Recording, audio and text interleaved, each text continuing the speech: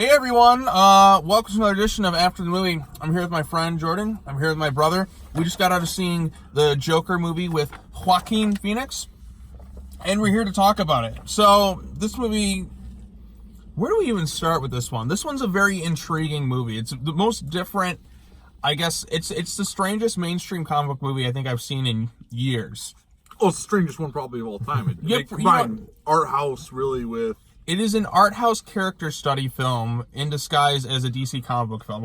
You really could take the Joker concept out of this movie, and it would work completely fine on its own. But they basically use the Joker name in order to tell like something really art housey to sell it to the mainstream, and then you get Joker. Joaquin Phoenix plays the role, and Joaquin Phoenix, man, that dude goes for it, and he's really, really good.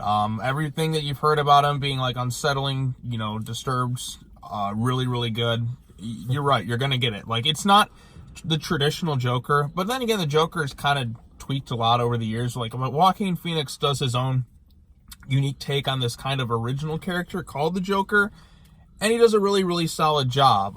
It's shot very well. This one was directed by Todd Phillips, who also co-wrote the screenplay. It basically is a film about a man who drifts into madness and becomes the Joker. Without Batman, mind you. Like, there is no Batman in this one. I mean, Bruce Wayne's as a Very kid, brief periods. Very brief period. Like, there's some Batman lore references in there for sure. But it's kind of its own unique thing. So if you really want something that's off the wall, kind of unconventional, then I think you'll really dig Joker. I think a lot of people may not know exactly what they're getting into with this movie because it is very different. I even loved at the beginning too because it's set in like the 1980s. They even had the old school Warner Brothers like 80s logos that they had. I thought that was pretty cool. One thing I like about Warner Brothers movies usually is when they do their logos for some of their big movies, they always kind of like, there's always a creative way that they put them in the movie, but this one immediately sets you in the time period. And it's just it takes place in Gotham City. Over the course of, I don't know, like a few months, weeks, I don't know, like it felt... I think it's really a couple weeks. Yeah, I think it's, like you said, it's a couple weeks. There's this man named Arthur Fleck, who's a down-on-his-luck comedian. It's kind of influenced a bit by The Killing Joke, but not quite that way, who pretty much just goes into madness, played by Joaquin Phoenix. Pretty much, it takes the one bad day concept and really kind of elevates it to, like, pretty much, like, this dude's entire life, and eventually he just kind of just snaps. Like, there's little subtle moments that you'll see throughout the film, and then finally, he just kind of breaks at one point, and you're not exactly sure, like, what's going on in this dude's head. Like the way things are portrayed, you think it's a one way, but then it kind of switches at certain points in the film.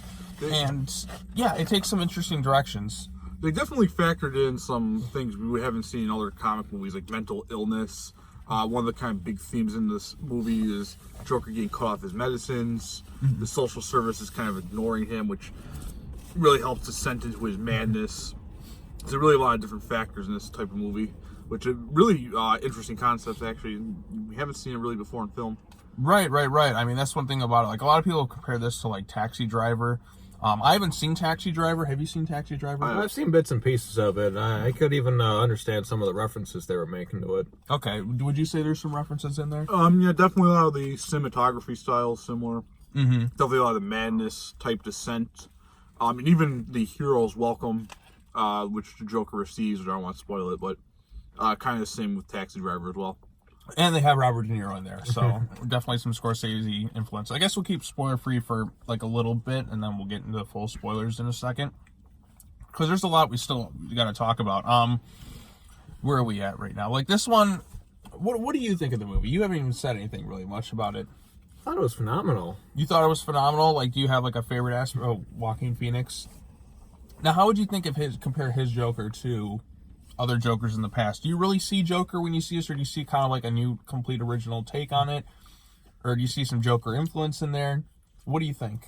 I see a mix of both Joaquin Phoenix and the Joker in it, in a way. Like separate traits combining into one character, pretty much. Okay, so like its own original character, and then just kind of some Joker traits kind of thrown in there? Pretty much, yeah. Okay, yeah, because Joaquin Phoenix, That dude, like he really commits to something. Like he really goes through with it. Just look at his body during the film. He almost becomes anorexic for this. Right. movie. Because he lost a lot of weight for this movie. Like you can, yeah. Like I've seen him now in interviews. I'm like he looks perfectly fine and healthy. But this movie, like he lost an insane amount of weight to do this film. Yeah, I heard on the radio on my way home from work today, they said he lost like 52 pounds for the Yeah, role. you can definitely see it. Like he's skinny and he's unsettling. Like pretty much from like the get go in the movie. Like you're kind of. It really puts like it's a really kind of uncomfortable movie for a lot of things. I don't think a lot of people will be able to handle. Like to me, this isn't the most disturbing thing I've ever seen. Like I feel like I've seen movies that have been like way more intense. Like I'm kind of used to stuff like this, so I heard a lot going into it. Like I'm like, oh my god, this is the most unsettling thing. It's gonna do all this stuff, and I watched the movie. I'm like, really? For a mainstream movie, I would say this is probably about as unsettling as you'll ever see. Right. But I mean, I see a lot of more I've seen a lot of unconventional stuff. I mean, I watched part of a Serbian film, which, if you want nightmares, look up the Wikipedia page for that one. Oh, pretty great. Oh, Jesus. But so like, I mean, this one to me, I'm like, okay, like it could definitely get some disturbing stuff in there. Like, I mean, there's some unsettling stuff in here. Like, you feel really kind of uncomfortable. Like, you're watching, like. What I really like too is like what they do with his laugh this time around. They say it's like a neurological condition, and like it pains him to do the laugh. Like you can just see it like in his like just the way he's trying to do it. Like you feel uncomfortable watching him laugh. There's a lot of moments that make you feel uncomfortable, even when it's like does some like really dark humor at times in the movie. You're just kind of like you laugh a bit and you feel like you don't feel right doing so. I'm trying to think what else to say before we get into some big spoilers. The violence in this movie is very graphic, I feel like, compared to other horror or superhero movies too. It's Right. very cerebral. I mean, this isn't the most violent. The most violent superhero movie I've ever seen is Punisher Warzone. Like nothing comes even close. Different type of violence, though. It's very cerebral. Right. This one's a more surreal, like more grounded. Like this feels pretty grounded. More grounded even so than what Nolan was doing in his superhero movies. But yeah, this one definitely a more grounded approach to the superhero comic book movie genre. Like I said, this one's a very unconventional one. And if you're looking for something that's really kind of off the wall, very different, unconventional, I think you're going to really get it with this one. Like I said, the cinematography is great. The score is really good too. I'm really surprised this is from Todd Phillips because he did the Hangover trilogy, and like I would have never expected this type of movie to come from him. There's a lot of moments that are kind of like quiet moments too. It's really told almost pretty much every scene is just with Arthur Fleck, aka the Joker, and it is different. It is definitely different. It is definitely more of an interesting concept just to kind of take it from a villain perspective. And so that's what I appreciate about it, because I feel like the genre, like, it's kind of just become like shared universe, but I feel like we need movies like this too, or movies that really challenge it. Like Logan was another one that came out a few years ago. That one felt really different, kind of, you know, something more hard R-rated. We need more comic book movies like this. Like Elseworld stories, pretty much. Yeah, Elseworld. Like, I mean, even the DC Comics stuff, like, they don't really have the logo to the end. I wish they would have just had, like, DC Black Label. But, yeah, I mean, it's definitely an intriguing film. Definitely fascinating. I gotta see it maybe again to really kind of settle. But, like, I'm in that boat where I'm like, okay, Joaquin Phoenix is great. He's really good in this movie. I'm not coming away just like that was the best thing ever. I'm not coming away saying that thing was bad. Like, I definitely recommend checking it out. But maybe further, like, it's definitely one you gotta, like, take some time to digest, and it's one that's going to have a lot of interesting conversations amongst people for years to come, because it definitely is kind of a game changer in terms of the genre itself. I feel like this is going to open the door open to a whole hell of a lot of new, unique possibilities. So, yeah, I think that's good. We'll get into some spoilers. We also just went and got ice cream, too, and I really want to eat this. So, these Buckeye candies in here are fantastic. Anything else you want to add, then we'll get into spoilers, or? Just want to show everyone my Joker shirt, I guess. Okay, yeah, you got everyone but Joaquin. Yeah, it's got some of the famous live action Jokers from Romero to Leto. My little sister got me this for the All right, premiere they of don't even know Suicide the whole Squad. story. You get the point. It's a Joker it's shirt. made to parody the cover of Abbey Road by the Beatles. Oh. The one thing I will say about this movie too is this one seemed very cinematography heavy, like Sean said. You can really see they're trying to establish a lot of elements of like isolation, and then the whole comedy theme. What people think is funny is kind of something they really hint on as well in this movie. Yeah, definitely. Okay, I guess we'll get into some spoilers now. So he finally comes together. The first time he, like, kills somebody, is on the subway, and he kind of just comes right out of nowhere, and it's really kind of unsettling, and then you just kind of see it drip into madness. Like, there's some moments there I was kind of confused. I'm like, he runs into Thomas Wayne at one point, and they kind of set it up to where he may or may not be, like, an illegitimate child of Thomas Wayne. I don't know. The movie doesn't make that quite clear. Like, they make it seem like he is, but it's not really. Because, like, there's a thing in the movie, too, where it's like, you're showing things from one perspective, like, he has kind of, like, this girlfriend. And like, okay, so I guess he's got a girlfriend now. Like, it kind of felt a bit rushed in that angle, but then you come to find out later on that it's all imaginary. Like, he kind of imagined the whole thing. You just see him just kind of, like, drifting into madness. Like, his medication's gone. People kind of treating him like shit. They do craft kind of a sympathetic take for this character up to a certain point. And then once he starts going mad, even their question is like, look, as bad as things get, you know, you still can't go this far. But it makes you understand how somebody could really kind of go into a deranged mode just over the course of time, just years and years of neglect and, you know, being treated like shit, having all these terrible things happen to you, could really kind of like position somebody to go mad. Now, it's not the case for everyone. Obviously, this guy had a lot of issues going into it, but you can see how somebody could potentially, you know, become a mass murdering sociopath. And they did a good job of establishing how that could be in this film. Like, you know, just it's a cautionary tale about, you know, mental illness, you know, neglect, and so on and so forth. So Physical abuse. Yeah, physical abuse and such, how that can lead to like some bad things in the world. I mean, the world can be a really nasty place, and this movie doesn't shy away from that. So, like, you definitely can see some of the social commentary in there about how, you know, the world is in a lot of ways. You know, it's interesting. So, but I mean, it wasn't like they're specifically pointing out one thing. It's just kind of like how somebody could potentially be like this. So it just puts you in this perspective where you understand where this character comes from. I mean, obviously you don't root for this character and the horrible things he does, but, you know, it at least shows you like where this character can come from. Then he comes out in his Joker look, and what did you think of the Joker design in this one? I actually really liked it. It kind of looked straight out of like John Wayne Gacy mixed with Cesar Romero's like Joker suit. It looked very traditional Joker. I think kind of very true to the old style comics. He had the purple suit. He dyed his hair the green way. And you see him do it in the movie too. Yeah, you see that too, and then you get like the creepy mime Joker that I thought from like the new Batman Adventures. Yeah. I thought the makeup was excellent on it though. I do kind of wish the face kind of resembled more like the normal Joker, because he's got the blue eye diamond. Yeah, the diamond eyes and the red nose, kind of like that. Because that's like, if you take that away, then I feel like you got a real traditional Joker. Look, what is its own thing? It's a lot better than the previous live action Joker movie that we got with Jared Leto and his stupid tattoos and grills. Honka honka. God damn it. I feel bad for Jared Leto in a way, because like, he could have potential to be a good Joker. He just wasn't given much to do. And like, he's unintentionally funny. Like, he makes me laugh because I think his Joker in that movie is just not very. It's just weird. It's like to the point where I'm just kind of snickering. He's like, ah! You don't want any beef. Oh god, like Jared Leto's Joker is unintentionally funny to me. But yeah, then he goes in and I don't know how he came to the conclusion of calling himself Joker. Like, he's like, oh, he called me a Joker on TV. Do you remember him saying that? Yeah, because the host of their talk show at the end of the movie, which is a fantastic scene, was basically making fun of them, saying this guy's a real not very good Joker. And he just kind of laughed at himself, and that was his whole plan for comedy. Then he goes on TV, and it's something that reminded me straight out of like Dark Knight Returns, you know, where he goes like mad at that talk show. So you get that scene basically in the movie where he goes on there, he's having his grand entrance. Like I said, the shots are really well put together and crafted in this movie.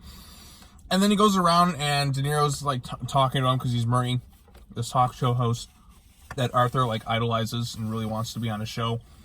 There's a lot of uncomfortable scenes kind of leading up to this too, where Arthur just goes mad. You see the whole city kind of go crazy.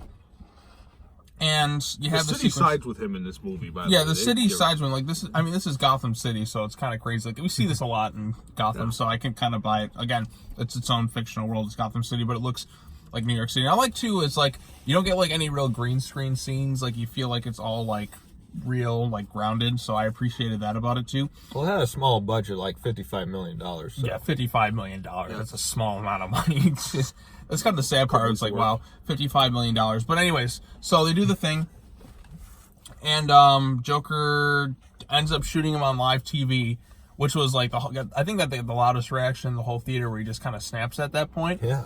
And then he's kind of laughing, doing his maniacal thing, and then he's like, "Oh, this is funny to me." He's like, "You guys treated me like shit, all this, blah blah blah blah," and then bam, he just blows his head like clean off, and I'm like, "Holy shit!" Like that to me was like the most like intense moment of the movie. Yeah, I could hear a guy a couple seats down from me screaming, "Holy shit, he really killed him," or something like that. Mm-hmm. There were a couple scenes. I think people were kind of shocked by the scissor murder scene as well. Yeah, that to me was like the very most graphic scene in the movie. He just brutally murders this one dude. It's intense. It's excellent though. Right. Plus, there's a lot of callbacks to a lot of other films as well. Right. Absolutely. There's a lot Like of the scene where he shoots the 3 guys in the subway. That's like a callback to like Death Wish. Mm-hmm. And the whole thing with him being on a comedy show and imagining him being on that show is like a callback to another Robert De Niro, Martin Scorsese film called The King of Comedy. Right. Absolutely. There's definitely a lot of callbacks to other movies like that and such. But yeah, I'm trying to think what else to say. You guys got anything else to add? The Joker brother Bruce Wayne thing is pretty interesting in this movie too. I don't know if that's been referenced in another type of movie, but I like that direction of it. Making his mother insane. Right, to where you don't know if he's really his son or not. Yeah. I thought that was an interesting. I'd be like, oh wow, that's a great way to tie in the Joker to Bruce Wayne and such throughout the movie. Yeah, Batman and Joker being brothers. That's unique. Yeah, that's unique. I'm like, oh, well, that's interesting. Like, I kind of want to see that explored more, but they don't really dive into it as Well, they much kind as of you would imply expect. that was just his mother making it up. But we don't know. It doesn't really ever definitively answer it. That is true, but I don't know if you really trust his mom. She's kind of set up in a scummy way. Right, and also Arthur Fleck isn't his real name. It turns out he was an unknown child adopted. So the Joker still, we don't know his actual name. I mean, this movie is like, at first like, oh, it's just some guy named Arthur Fleck. That can't be the Joker's name, but they still keep it mysterious, which I actually kind of like that. They still kept the intrigue of who the Joker might or might not be. I think the only one that really answered his name was the 89 film. They called him Jack Napier. But, That's yeah. because Jack Nicholson likes being referred to by his first name in practically all of his movies. That's true. Jack Torrance and Jack Napier. And Jack this, Jack off, I don't know. Something like that. I'm trying to think what else to say about this. The ending is really ambiguous, too. I mean, they go into the Wayne murders. I kind of predicted that happening going into the movie. It's sequel baits. Definitely. Well, we don't know if we're going to get one. Yeah, I don't know, because this one, I do like how it's kind of more standalone in its own unique way. And it does sequel bait. Yeah, it does. Well, not really. I don't know. It's kind of one of those weird, ambiguous, art housey endings that you see in a lot of movies. Well, because it looks like at the end it kind of implies Joker escapes the asylum, and then they do the whole Bruce Wayne parents murder thing. To where he might eventually become Batman. Right. So it does leave opportunity, definitely, for them to make another film, should they want to. Which is why I kind of say it's an ambiguous sequel bait film ending. Right. So we'll just, I guess we'll just have to wait and see what happens. Probably just depends on how good this one does at the box office. Oh, this thing's going to do killer. This thing's going to break the record for I might go biggest. see it again. Yeah, I mean, I think a lot of people are really going to love it. There's going to be some people who are going to come away baffled. But it's definitely going to be a film that people are going to be talking about for a long, long time. It's definitely not for everyone. I mean, it is an unpleasant movie for most of the ride, though. So Right. I mean, it's not the most unpleasant thing I've sat through, but like, it's definitely something unpleasant for a lot of people. very dark and gritty. So if you're not kind of wanting to watch a movie like that, you're probably not going to enjoy this film. Right. Absolutely.